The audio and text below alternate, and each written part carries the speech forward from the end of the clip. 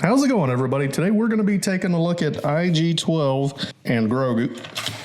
Today we're going to be taking a look at IG-12 and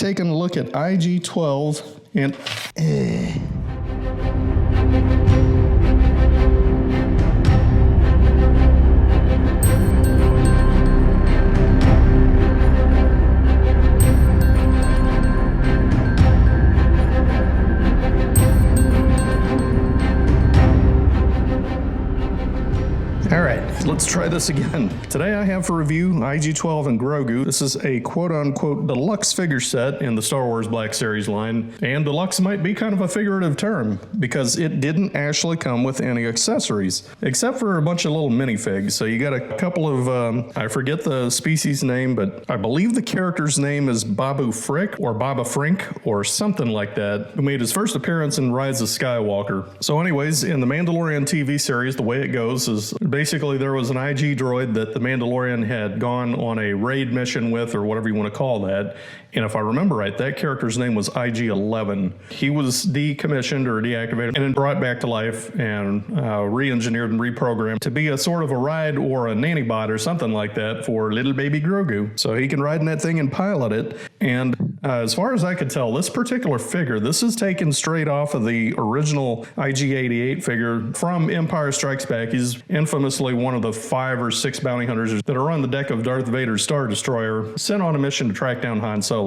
So I believe they used most of that mold. Pretty sure they used at least the limbs, the legs and arms, and probably the head. They probably completely re-engineered the torso. I do actually have IG-88. Haven't pulled them out of the package yet, so I don't really have a point of comparison, at least right now, between these two, but I'm pretty sure that's how it works out. But yeah, this is an interesting figure, and I've got some things to say about it, so let's just jump right in. So there again, like I said before, this figure's billed as a quote-unquote deluxe action figure, and justifying that, I guess, well, it comes in a big box. There again, it does not have much in the way of accessories. The quote-unquote accessories that it did actually come with, you're looking at them. It's these 3 little figures that came with it, and that's pretty much it. According to Action Figures 411, I have a link to that in this video description, this originally retailed at $34. At least in my mind, that seems overpriced for what this is. Even $25 is a little bit of a stretch to me. I happen to get a deal on this for about $10, and I think I've said before in some of my other Star Wars Black Series figures reviews, the way I got into this is I found a bunch of cheap figures online like right after Christmas. Just happened to be poking around on Big Bad Toy Store, found a bunch of them, and that basically just got me hooked into the line. Yeah, I definitely would not have paid $25 for this one.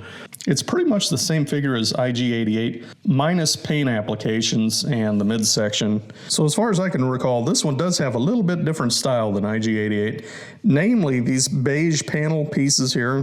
Some of them are kind of painted on, and I believe some of them are just straight up molded plastic. Then you have these copper shoulders, which are kind of a nice touch. I mean, overall, the color scheme is a really nice, subtle, kind of an upgrade on standard IG-88. IG-88 in itself is just a straight up hunk of gunmetal gray plastic, as I recall. I don't think there's really much to that one at all. So this one does have some very nice, subtle variations in tone.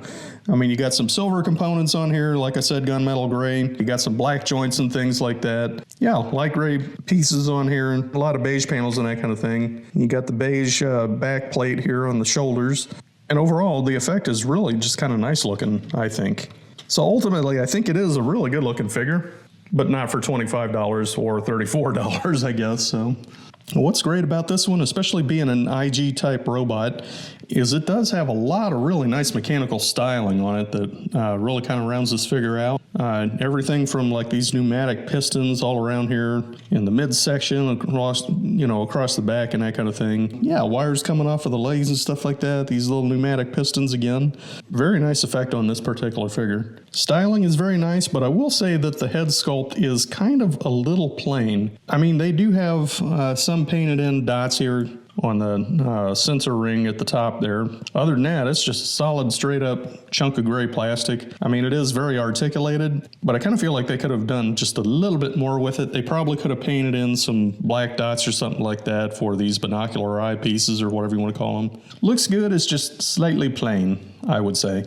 As far as its articulation, it's good with some caveats. Given the type of figure that this is, it's very much a stick figure. These joints are going to inherently be kind of fragile to begin with. They are there, and they feel, especially in the elbows and the knees and whatever, they feel kind of ratchety. I have a concern that they're going to wind up getting loose over time and probably pretty quickly, so I kind of feel like this is the kind of figure I don't really want to manipulate too much at all. But be that as it's made for demonstration purposes, you do have rotating shoulder. It can rotate up and down. The thing about mine is, at least on my copy, is it's kind of stuck on the right-hand side, and I'm not going to force it. You definitely don't want to move the shoulder up and down too much because I'm afraid I'm going to wind up breaking something. It's really stiff and it feels like it's glued, so that's about as far as I'm going with that. But yeah, anyways, as far as shoulders, they can reach out to the side there, elbow bend here. And the claws open and close. They're really flimsy though, so I don't think I would be using these for too much at all. And if you recall, in the opening, they can actually hold one of these little Baba Fring type characters, so at least you have that going on there. Nice thing about the head here is that the sensor rings can turn independently.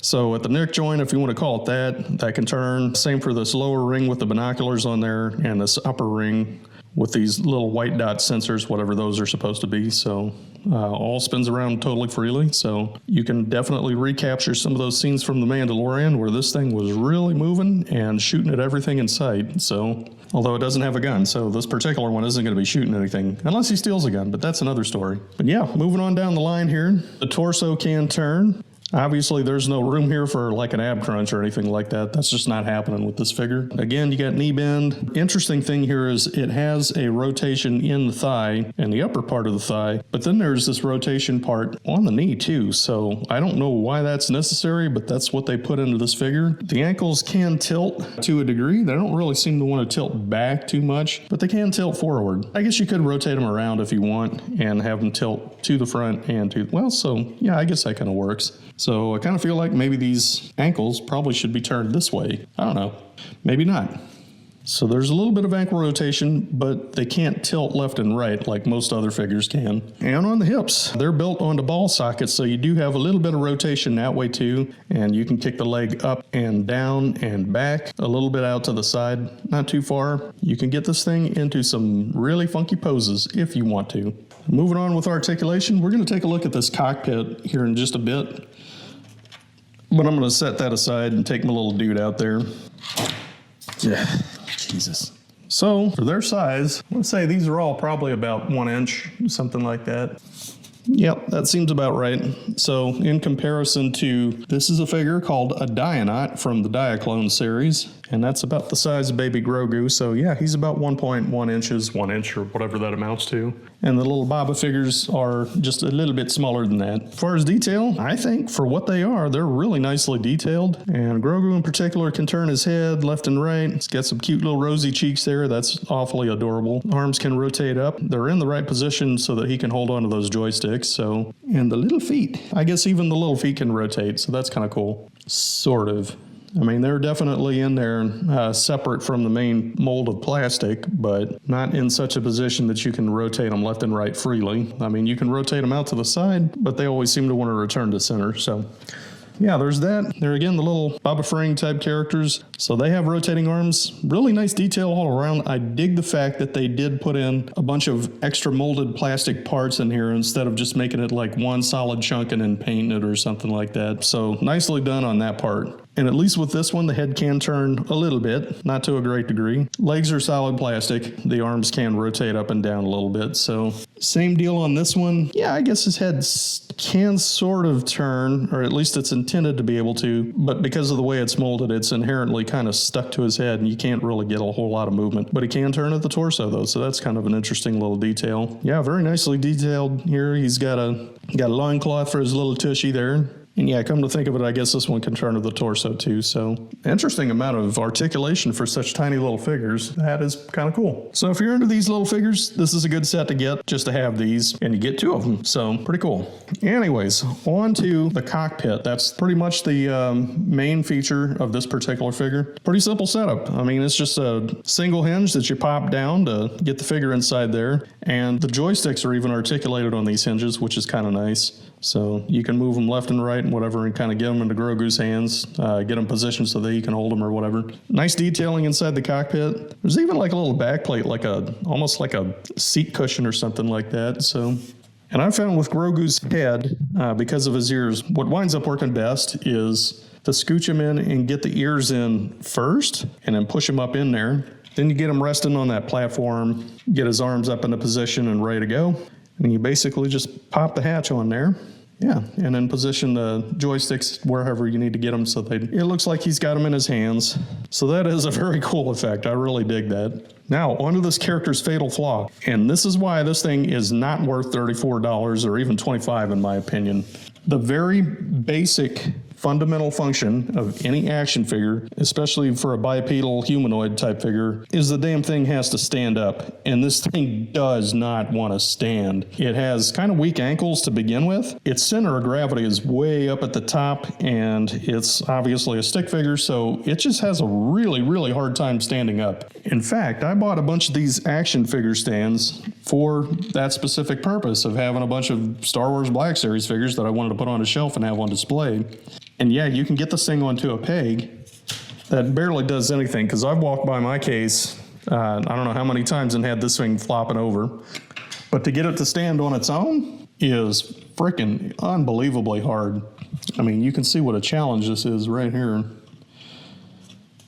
It's unbelievable. So ultimately, it's a really cool looking figure, but it's kind of frustrating.